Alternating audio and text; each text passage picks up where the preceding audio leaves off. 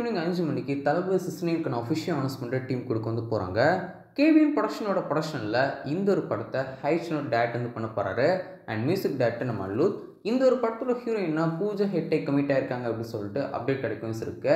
And இந்த ஒரு படத்துக்கான வில்லன் ரோலில் பாபி டியூல் நடிக்க போகிறார் அப்படிங்கிறதும் ஆல்மோஸ்ட் கன்ஃபார்ம் தான் ஆயிடுச்சு.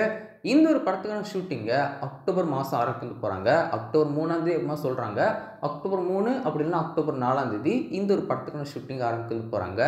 அண்ட் ஒரு படத்துக்கு நான் ஃபஸ்ட்டு ஷூட்டிங்கே ஒரு சாங் சீக்வன்ஸும் ஷூட் வந்து பண்ண போகிறாங்க. ஸோ சாங் சீக்வன்ஸும் ஷூட் வந்து பண்ணுறாங்க அப்படிங்கும்போது ஏற்கனவே அல்லுத் கம்போஸ்லாம் பண்ணி முடிச்சிட்டாரு அப்படிங்கிறது கன்ஃபார்மான விஷயம் தான். ஸோ சாங் ஷூட் தான் ஃபஸ்ட்டு கொண்டு வந்து போகிறாங்க. அல்லுத்தோட மியூசிக்கில் விஜய் சார் மறுபடியும் பார்க்க போகிறோம் அப்படின்னு சொல்லிட்டு யோசிக்கும் போது ஒரு மிகப்பெரிய ஹாப்பி வந்து இருக்குங்க. எது எப்படியோ இன்றைக்கி ஈவினிங் 5 மணிக்கு அனௌன்ஸ்மெண்ட் கொடுக்க வந்து போகிறாங்க. தளபதியோடைய லாஸ்ட்டு படம். இவ்வளோ நாள் ஃபேன்ஸ் நம்மளாம் சொல்லிட்டு இருந்தோம். பட் ஆனால் ப்ரொடக்ஷன் சைட்லேருந்து ஒரு அனௌன்ஸ்மெண்ட் விட்றாங்க. அந்த ஒரு அனௌன்ஸ்மெண்ட்டில் ஒன் லாஸ்ட் டைம் எப்படி சொல்லும் போது ரொம்ப கஷ்டமாக இருந்துச்சு.